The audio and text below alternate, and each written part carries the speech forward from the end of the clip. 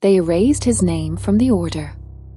A single Templar knight claimed he touched the Grail itself. Not a legend. Not a myth. A mission record. The last time he was seen, he rode into the desert alone, carrying a relic the church denies exists. No body. No grave. No explanation. Only one sentence left behind in a coded manuscript. The Grail is not a cup, it is a vow. After that, he vanished. Tonight, we uncover the Templar who found the Grail, and was never meant to return. The document was never meant to be opened. Deep inside the Vatican's secret archives, behind layers of restricted catalogue numbers and redacted names, Dr. Eleanor Voss found a reference that did not belong. She noticed it because of its elegance: a clean hand, precise Latin, and a symbol etched into the margin, a Templar cross distorted by geometry, not theology. Eleanor was not a treasure hunter. She was a historian of symbols, the kind of woman whose beauty disarmed people long before her intelligence exposed them. Her specialty was forgotten code systems used by medieval orders, especially those officially declared extinct. The line that stopped her breath was short. Rediet cum gradually. Non rediet ipse. He returned with the Grail. He himself did not return. No burial record followed. No trial. No accusation of heresy. The name of the knight was scratched out so thoroughly it scarred the parchment itself, as if someone had tried to erase a man from history, not ink from paper. Eleanor checked the date. 1308. 1 year after the mass arrest of the Knights Templar.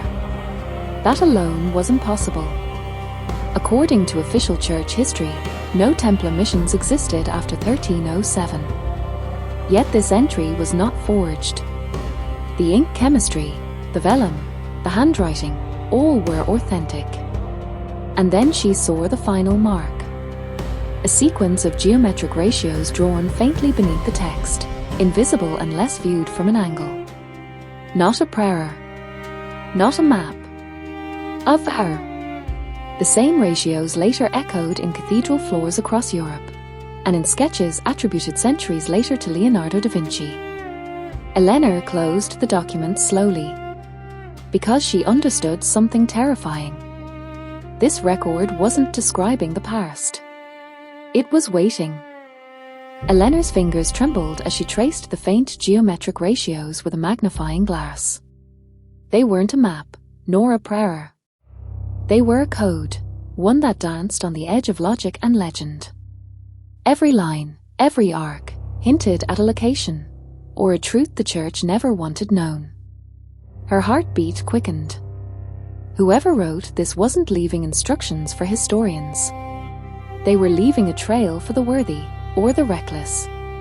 Eleanor whispered to herself, "This isn't about a cup. It's about the vow. The Grail itself isn't a relic. It's a secret carried in shadow." She cross-referenced the symbols with old manuscripts she had studied, some tucked away in private European collections. Patterns emerged, the same sequences hidden in Leonardo da Vinci's sketches, in the lines of Gothic cathedral floors, even in medieval coins long thought ordinary. Suddenly, a knock echoed through the empty archive. Eleanor froze. Security rarely came this far. No one should have known she was there. A shiver ran down her spine. She was being followed. Heart racing, she copied the code into her notebook. Each stroke felt like unlocking a door centuries old. Every mark whispered promises and warnings simultaneously. Find it, if you dare.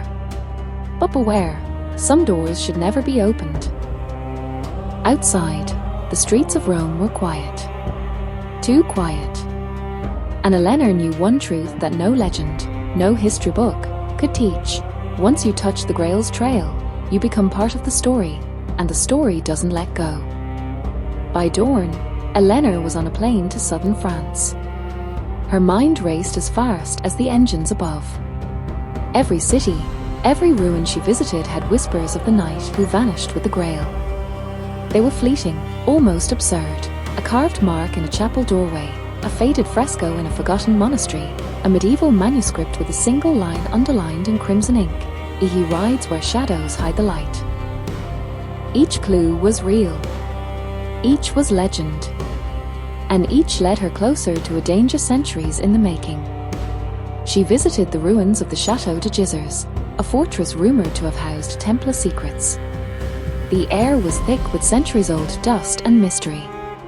Eleanor traced her fingers over stones carved with cryptic emblems, feeling a pulse beneath the cold surface, as if the fortress itself was alive with secrets. The more she uncovered, the more the past seemed to merge with the present.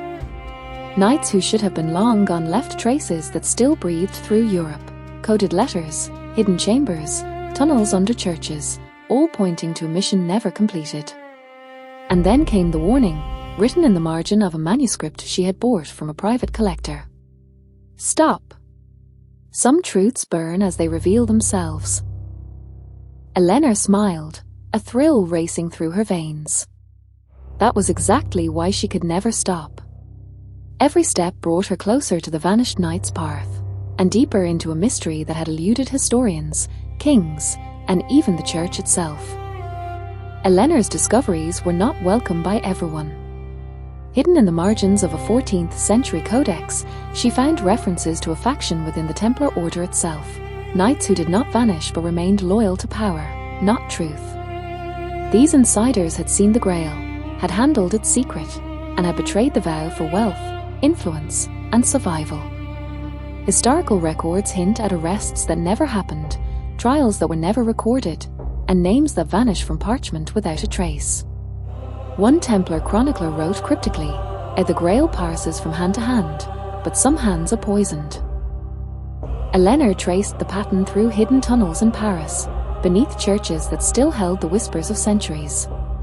In the stone walls, she found marks known only to the original knights, symbols signaling safe passage, danger, and sometimes death. She knew instinctively that following them meant stepping into a game played long before her birth, a game that didn't forgive mistakes. Using medieval maps cross-referenced with satellite imagery, Eleanor realized the pattern led to places officially erased from history: abbeys burned and rebuilt, monasteries dissolved, villages that existed on no map but persisted in legends. Each location held a fragment of the Grail's trail, a piece of the vow that could destroy her credibility or her life. And then she understood why her predecessor had disappeared.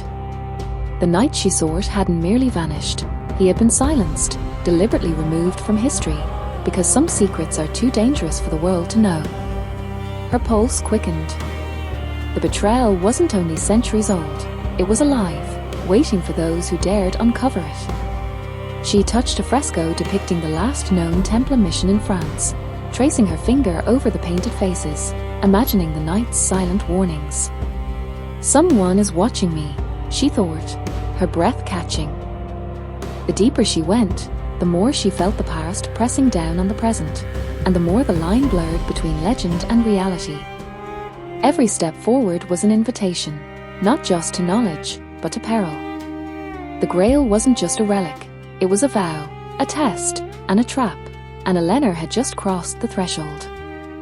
Eleanor had chased whispers across Europe, but the final trail led her somewhere that shouldn't exist. It wasn't on any map, no satellite could detect it, and no historian dared mention it. Yet every clue, from coded manuscripts to Leonardo sketches, converged on a single point: a remote valley in the Pyrenees, shielded by cliffs and centuries of silence. She arrived at dusk. The mountains rose like stone sentinels, casting shadows that seemed to move with intent. The wind carried the scent of pine, wet stone, and something older, something not yet named in history books. Her heart pounded. Every step toward the valley floor felt like stepping through time itself. Legend told of a knight who vanished here, leaving behind nothing but whispers of his vow. Fact suggested the same. Medieval records mentioned disappearances, coded warnings, and tunnels beneath monasteries that were later destroyed by fire.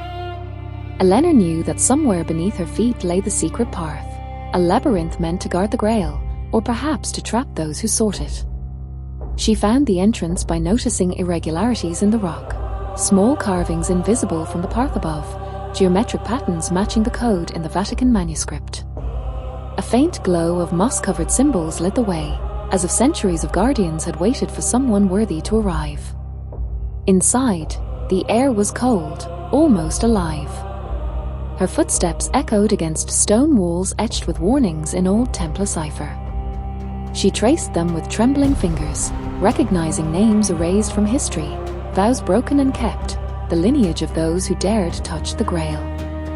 And then she saw it, not the Grail itself, but a monumental clue, a carved inscription in multiple languages, a message meant to be read by those who could decipher it. The Grail is carried, not possessed.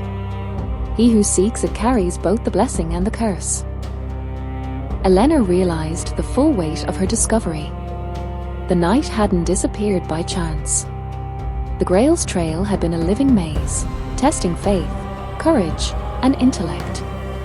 And now she was inside it, alone, with only her wits, her courage, and the whispers of history guiding her forward. Somewhere in the shadows, she felt eyes, invisible, watching, waiting. She was not the first to enter. She would not be the last. But she could very well be the last to leave, if she didn't respect the vow. Eleanor traced the ancient inscriptions with reverent fingers, deciphering one line at a time. Each symbol, each word, revealed not a chalice of gold, but a vow carried across centuries. The Grail, she realized, was not an object to possess. It was a commitment, a living secret entrusted to those brave enough to guard it. Her mind raced. History, as written by kings and popes, had erased the true story. Records had been manipulated, names scratched from ledgers, missions declared failures that were never attempted. She understood. The knight who vanished, the one chronicled in fragmented manuscripts, had become the Grail's guardian, and in doing so, had been deleted from existence. Every step she took deeper into the labyrinth reinforced the danger. The shadows moved strangely, as if the stone walls themselves were watching. The code she followed whispered warnings, and knowledge carries the burden. Those who touch it may not return. Eleanor realized she was not just tracing history, she was activating it. The Grail's legacy was alive, shaped by those who understood it. And powerful forces, unseen yet tangible, were determined that the secret remain buried. A sudden chill ran down her spine. The corridors seemed narrower, the air heavier. Footsteps echoed where none should have been.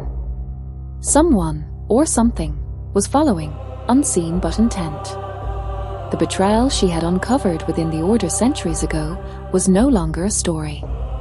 It was manifest. Eleanor whispered to herself, a shiver of both thrill and fear. Ere to hold the Grail's secret is to dance with the past, and the past never forgets. She pressed forward, knowing that beyond this point, there would be no turning back. The line between myth and reality had vanished, and the Grail's truth demanded a price. She could feel it in her bones. History was alive, watching, and ready to claim the unworthy.